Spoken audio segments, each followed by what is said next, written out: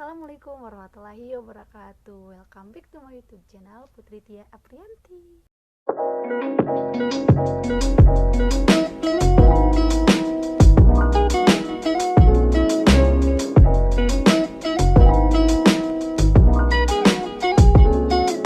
Nama saya Putri Tia Aprianti dari kelas 2B Farmasi Stikes Bakti Tuna Susah Data Sikmalaya dengan NIM 3119055. Di sini saya akan memaparkan mengenai review jurnal sediaan salep untuk penyakit skabies. Untuk jurnal yang pertama yaitu judulnya uji ekstrak daun kemangi dalam bentuk salep dan spray sebagai skabisasi tunggu. Jurnal dari Medical Malahayati dengan penulis Ayu Tiara Fitri, Muhammad Kennedy, Edah Satyaningrum, Gairus Nugroho Susanto. Tahun 2020. Tujuan penelitian ini yang pertama untuk mengetahui potensi ekstrak daun kemangi sebagai skabisida dan untuk mengetahui sediaan ekstrak daun kemangi yang lebih efektif antara salep atau spray. Latar belakangnya yaitu dalam bentuk salep dan spray sebagai skabisida tunggu, penggunaan obat skabies umumnya terbuat dari senyawa kimia sintetik. Efek pemberian dari senyawa sintetik kimia adalah retensasi tunggu terhadap obat karena memiliki kandungan minyak astri, bahan aktif, egoin, sinol, dan kation. Metode penelitian ini digunakan dengan metode RAL atau rencana acak lengkap dengan menggunakan subjek yaitu daun kemangi, etanol, terus ada KHO 10%, etanol 96%, aquadis, NaCMC, sulfadex, daun kemangi, vaselin albumin, dan ceraflan. Hasil penelitian atau pembahasan pemberian perlakuan selama 9 hari dilakukan dapat dihasilkan menunjukkan pengurangan lebar koveng yang paling cepat yaitu dengan menggunakan salep. Mengapa demikian? Salep tersebut mempunyai tekstur yang kental dan tidak gampang mengelupas, sedangkan spray itu dapat hilang secara cepat. Hal ini dikarenakan dalam salep terdiri dari campuran ekstrak etanol kemangi, ceraflava, vaselin albumin yang mengandung hidroksikarbon yang memiliki daya sebar yang luas dan memiliki daya lengket yang sangat kuat. Untuk kesimpulan atau evaluasi, ekstrak daun kemangi berpotensi sebagai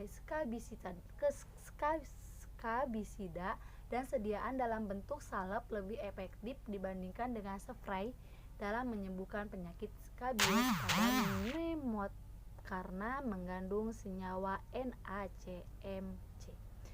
Jurnal yang kedua yaitu perbandingan aktivitas sabun sulfur 10% dengan salep 2-4 sebagai pengobat tunggal dan kombinasi pada penyakit skabies. Jurnal dari Argo Medical and Medical Science dengan penulis Alif Ilman Zailani, Ida Sri Surani Wizia Astuti, Ika Rahmawati Sutejo. Tahun 2017.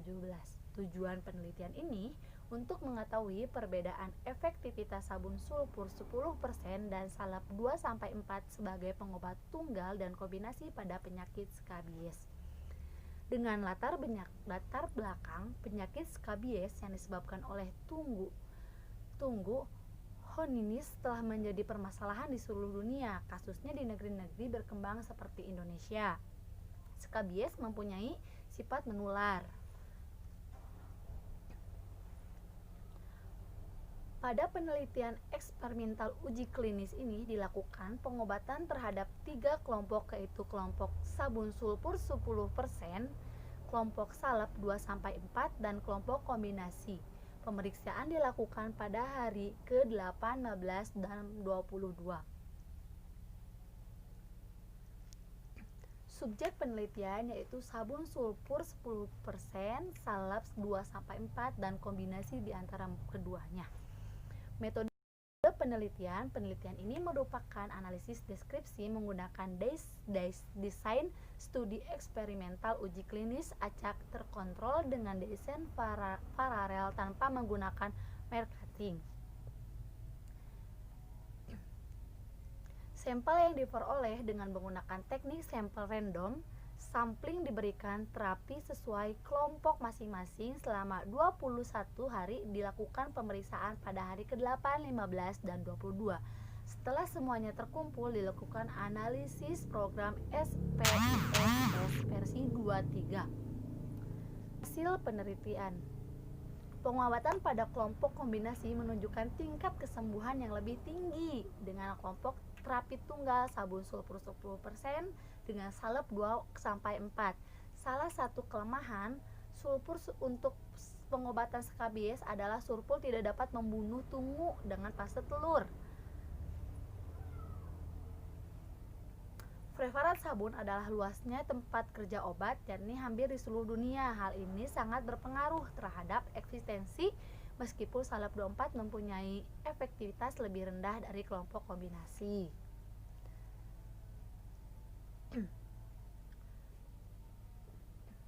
Pengobatan kombinasi mempunyai tingkat kesembuhan tertinggi karena manfaat kelebihan-kelebihan yang dimiliki oleh sediaan sabun sulfur 10% dan salep 2-4, dan kedua terapi tunggal tersebut saling menutupi kekurangan antara satu dengan yang lain. Bentuk sediaan sulfur 2-4 termasuk ke dalam sela-sela kulit mampu mengelemkan tunggu dan membunuh mati. Kesimpulan atau evaluasi berdasarkan hasil analisis data dan pembahasan yang telah dijabarkan, didapatkan kesimpulan bahwa penelitian ini mengandung terdapat perbedaan efektivitas antara pengobatan tunggal dan kombinasi pada pengobatan skabies dan menggunakan preparat sabun sulfur 10 dan salep 2-4. Pengobatan menggunakan preparat sulfur efektif jika diterapkan pada pengobatan yang bersifat maksimal. Yang ketiga yaitu jurnal yang berjudul Analisis Edukasi Dokter dalam Pencegahan dan Penanganan Penyakit Skabies kepada Santri SMP di Pondok Pesantren. Jurnal Medual Unial. Penulis Asmana Nabila Albari. Tahun 2016.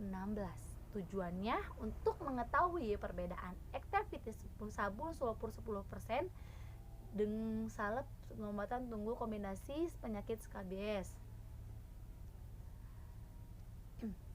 Latar belakang penyakit skabies atau yang lebih dikenal di masyarakat yaitu penyakit kudis merupakan penyakit kulit yang menular. Sudah dijelaskan di atas. Infeksi ini yang merupakan reaksi alergi terhadap tungus. Selain tungus spesifik, Scroftes scabiei hormi manusia juga dapat diinfeksi dengan spesies yang berasal dari hewan. Yang telah dilaporkan skabies yang disebarkan scabiei dengan sains diantaranya berasal dari anjing, babi, kuda, dan lain-lain. Penyakit skabies ini umumnya terjadi di lingkungan ditinggal banyak orang. Di Indonesia sendiri banyak ditemukan pada penderita skabies adalah santri. Mengapa demikian? Karena santri banyak berkumpul-kumpul dan skabies itu penyakit yang menular. Subjek penelitian yaitu penderita skabies, terus salep 2-4 dan sulfur 10%. Metode penelitian, metode yang dilakukan pada penulisan artikel ini merupakan metode kualitatif. Pembahasan penyakit skabies ini disebabkan oleh tunggu Scroftes yang merupakan parasit di tubuh manusia. Terus ada lagi krim-krim atau salep-salep yang bisa menghilangkan skabies, antara lain yang pertama emertrin krim 5% atau salep juga itu bisa disebut krim, Dibilas setelah 812 jam. Efektif, bisa ditoleransi dengan baik dan aman. Terus yang kedua, lindain cream atau lotion 1%. Terus ada juga Crotamin salep 10% dan sulfur 2% sampai 10%. Terus ada juga apa tuh namanya? Apa tuh namanya? Sudah gitu. Kesimpulan, berdasarkan analisis tentang edukasi yang tepat dari dokter tentang pencegahan dan penanganan bagi penderita skabies ini, dapat disimpulkan bahwa harus ada edukasi yang benar-benar dari pemahaman bagi penderita skabies. Edukasi ini harus dilakukan untuk seluruh penderita skabies yang tinggal bersamaan, karena skabies itu sangat gampang banget menularnya gitu. Yang selanjutnya, yaitu yang keempat, jurnal mengenai analisis biaya efektif terapi skabies, Perimetrin 5% dan salep 2-4, therapy of scabies using Perimetrin 5% component with organ time 2 to 4 course. Jurnal Media Informasi, penulis Hadayanti Ikadayanti, dengan tahun 2019. Tujuannya untuk melihat efektivitas terapi terhadap biaya antar pengobatan Perimeter 5% dan salep 2-4. Latar belakang, skabies merupakan penyakit yang disebabkan oleh infeksi Streptococcus skabies menurut WHO. Ntar dulu ya.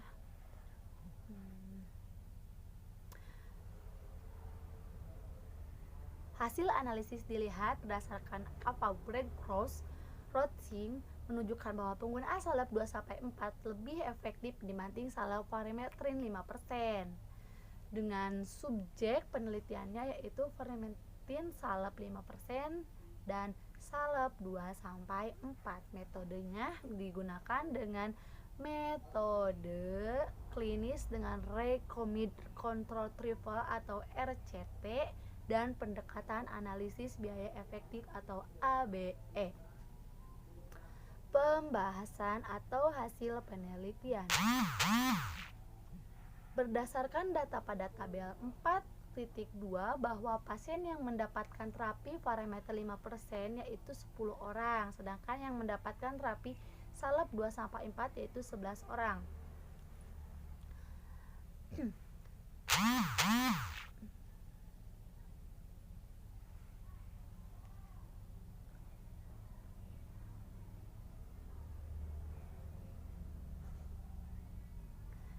Persenan lensi dan frekuensi pada setiap pasien homogen, maka dokter dapat meresepkan obat Perimeter 5% dengan salep nurin.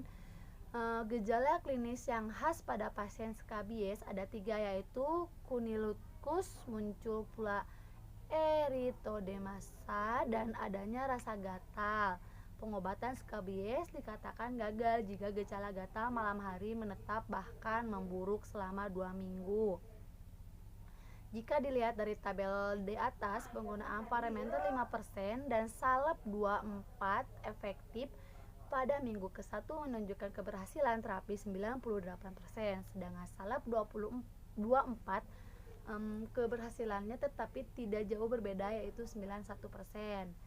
Mekanisme kedua obat ini yaitu sama-sama dapat membunuh tunggu dewasa. Perbedaannya di antara kedua obat ini yaitu Perimeter 5% dapat membunuh tunggu dewasa, larva juga membunuh telur, sedangkan 2-4 tidak dapat membunuh telur tunggu. Hal tersebut yang menyebabkan penderita aturan pakai obat Perimeter cukup digunakan 1 kali selama 1 hari lalu dikontrol sesuai